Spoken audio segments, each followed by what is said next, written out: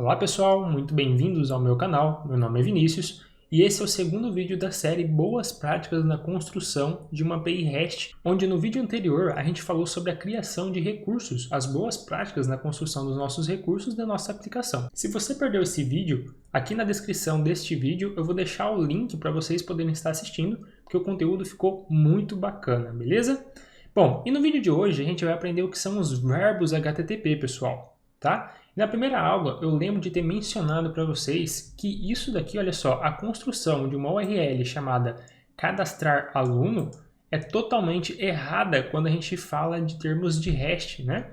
Então, eu lembro que eu falei para vocês que eu ia explicar nos próximos vídeos e agora chegou o momento, tá? Então, por que não criar uma URL chamada cadastrar aluno ou cadastrar alunos, excluir aluno, alterar aluno, enfim, tá? Por que disso, né? Por que a gente não deve utilizar isso daqui?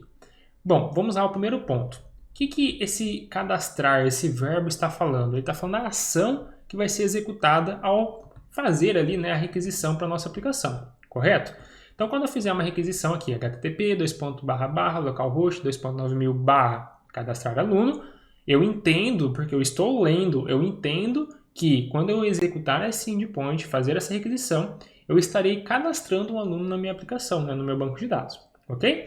E como que eu entendo? Porque está escrito aqui cadastrar aluno, tá? Mas quando a gente se trata de REST, pessoal, isso é errado. Então vamos apagar aqui, olha só, não vai ficar cadastrar aluno, vai ficar alunos, no plural, lembra do primeiro vídeo? Bom, e agora que nós temos alunos, quando eu clicar aqui no Send para efetuar a requisição, o que vai acontecer, né? Vai cadastrar um aluno? Vai deletar um aluno? Enfim, o que vai acontecer? Eis a questão. Eu não estou falando aqui através da URL a ação que vai ser executada, tá? Por que eu não estou falando? Porque, seguindo os princípios do REST, pessoal, quem vai determinar a ação, né, o que vai acontecer lá no back-end, na nossa API, não é a URL, né? Quem deve determinar a ação é o verbo HTTP. Tá vendo esse get aqui do lado? Esse é um verbo HTTP. E aqui tem uma coleção deles, beleza? Bom, no vídeo de hoje, a gente vai discutir ali os principais verbos HTTP, que é o get, o post, o put, o path e o delete. Então vamos lá. Vamos pensar que a gente quer excluir um aluno, tá? Bom, o primeiro ponto, pessoal, é o informar normalmente, né? Quando a gente vai excluir alguma coisa, a gente tem que informar o que a gente quer excluir. E normalmente a gente informa, então, o ID, a PK, né? A primary key desse recurso que a gente quer excluir. Então vamos supor que aqui a gente tem um recurso chamado de aluno, tá? E eu quero excluir o aluno onde o ID aqui seja igual a 1, tá? Então eu criei um path para e eu vou excluir, vou informar aqui o ID 1, beleza? Então entende-se que quando eu efetuar essa requisição, eu quero que o aluno de ID 1 seja excluído, beleza? Mas vamos lá, eu não estou falando em nenhum momento aqui que eu quero uma exclusão. Então vamos utilizar o verbo HTTP delete, tá? Então toda vez que a nossa API receber uma requisição utilizando o verbo HTTP delete, ele vai informar a ação que deve ser executada. E qual que é a ação? O próprio verbo já diz, né? O verbo delete. Ele vai deletar um aluno. E qual que é o aluno? O aluno que a gente está passando aqui como path para é o ID 1, beleza? Então é muito simples e isso se torna legível com a utilização do verbo HTTP. Então por isso que no REST, pessoal, eu falaria aqui, olha só, deletar aluno ou enfim, excluir aluno, isso daqui é errado. Por quê? Existem os verbos HTTP que eles já são responsáveis por indicar a ação que deve ser executada, tá? Então, olha como ficou legível. Eu tenho alunos, eu tenho ID e eu tenho o verbo HTTP delete, ou seja, deleta para mim o aluno de ID 1. Perfeito, né? Muito simples. Bom, Vinícius, e agora se eu quero pegar os dados do aluno onde o ID seja igual a 1? Bom, para a gente pegar os dados, existe o verbo HTTP get, que é o padrão, né? É o default ali, né? O verbo HTTP padrão para todas as requisições. Se você não alterar, ele vai utilizar o get, certo? Então, quando a gente utiliza o get, o próprio verbo já diz ali, né? Vamos dizer assim, me dá alguma coisa, né? Eu quero alguma coisa, o verbo get. Então, a gente está falando o seguinte, bom, me dá os dados do aluno onde o ID é igual a 1. Legal, né? Bem simplesinho. E se eu quero os dados de todos os alunos? Basta eu remover aqui o path para.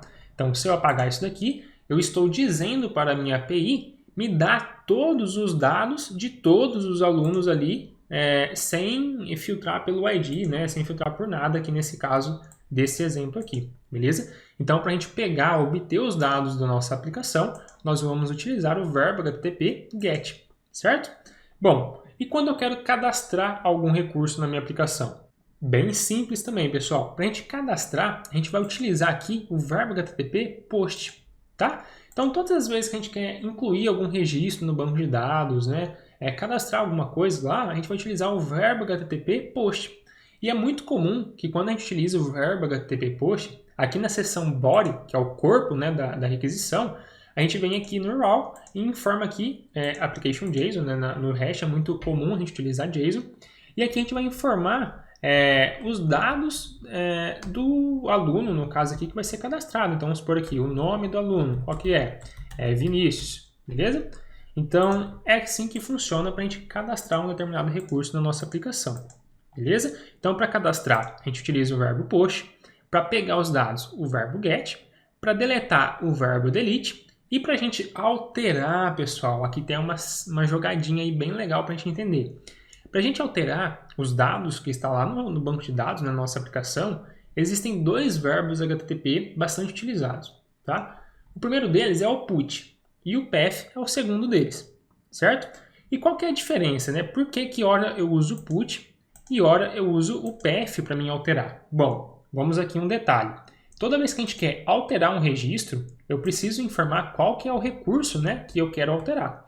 Então, é muito comum quando a gente utiliza o verbo HTTP PUT e o path no mundo REST, a gente informar qual que é o recurso específico, né? Especificando um recurso. Então, aqui a gente vai utilizar a barra alunos, barra o ID, igual a gente fez para deletar um recurso. Então, repare que aqui também vai criar o path para, né? E aqui vamos informar o ID 1, ou seja, eu quero alterar os dados do aluno onde o ID seja igual a 1, beleza? Então, vamos lá, Vinícius, para a gente entender melhor a diferença do verbo put para o verbo path, tá? É um detalhe bem simples. Bom, o verbo put, pessoal, ele teoricamente, tá? Tudo que eu estou falando aqui é teoria, tá? Isso aqui é muito bonito na prática. Eu aconselho muito vocês utilizarem, que é boas práticas aí do mundo REST, beleza? Bom, então, pensando na teoria, tá? O put, ele nos obriga, lembrando que na teoria, o put, ele nos obriga, pessoal, que a gente informe aqui na alteração todos os dados do nosso recurso em questão, tá? Então, vamos pensar aqui, para ficar mais claro. Vamos supor que o aluno tenha o nome, tenha a idade do aluno, tá? Então, a idade, vamos supor aqui 26, e tenha o status, que vai ser aqui, status não, vamos chamar aqui de ativo, e aqui vamos colocar true, beleza? Então, vamos supor que no banco de dados, a nossa tabela de aluno, ela tenha o nome, tenha a idade e tenha a situação, se está ativo ou não esse aluno, beleza? Então, quando eu informo aqui o verbo HTTP PUT, a diferença dele para o path é que no verbo PUT, pessoal, se no banco de dados tem esses três dados aqui, é obrigatório que no verbo PUT eu informe aqui no corpo da requisição todos os dados que tenha lá no banco de dados, independente se eu alterei ou não, tá? Então, vamos supor que aqui o meu nome fosse Vinícius, e agora eu vou alterar aqui para Vinícius Sanches, ok? Então, qual foi o dado, né, a informação que eu alterei? O nome. Porém, se eu estou utilizando o verbo put, é necessário que eu envie junto com o nome a idade e o ativo, mesmo que não tenha alterado, ok? E no verbo path, pessoal, o verbo path não obriga isso aqui, então eu posso passar somente o registro, né, a informação que eu de fato ali alterei, né, o dado ali que de fato teve alteração, tá? Então essa é a diferença do path para o put. Mas lembrando, pessoal, é apenas na teoria, tá? Se vocês olharem, lerem lá o protocolo HTTP, o mundo REST, enfim, tudo mais, é assim que funciona. Na prática, é muito comum se utilizar o put para tudo, independente se eu vou passar todos os dados ou apenas o dado alterado, enfim, tá?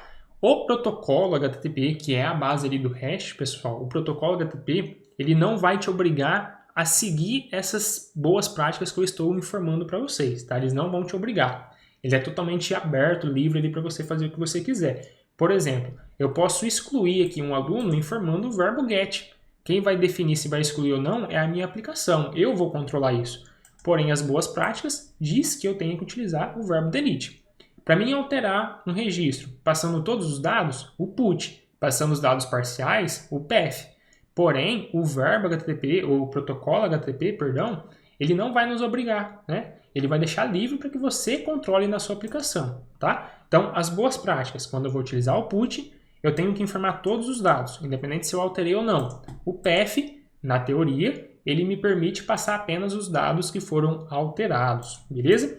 E qual que é a vantagem de eu passar somente os dados que foram alterados, pessoal? Eu economizo o consumo de dados, né? Tráfego de rede ali e processamento do lado da aplicação também. Então isso é muito bom. Bom, e para finalizar, pessoal, uma pequena dica que muita gente comete aí, né, um erro, vamos dizer assim, que o protocolo HTTP permite, como eu falei, ele não vai te obrigar a fazer nada, né? Ele é totalmente aberto.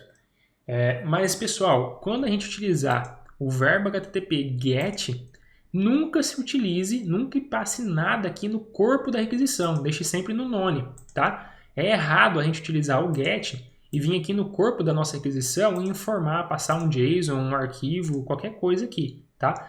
No mundo REST, tá? No mundo REST, o GET não deve ter corpo na requisição, não deve ser informado do body utilizando o verbo HTTP GET.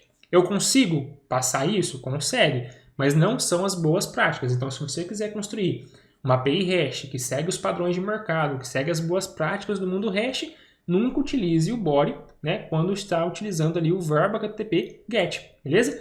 E o delete também não, tá, pessoal? É muito, tipo assim, é errado, tá? Então, quando for utilizar o delete, o parâmetro vai na URL.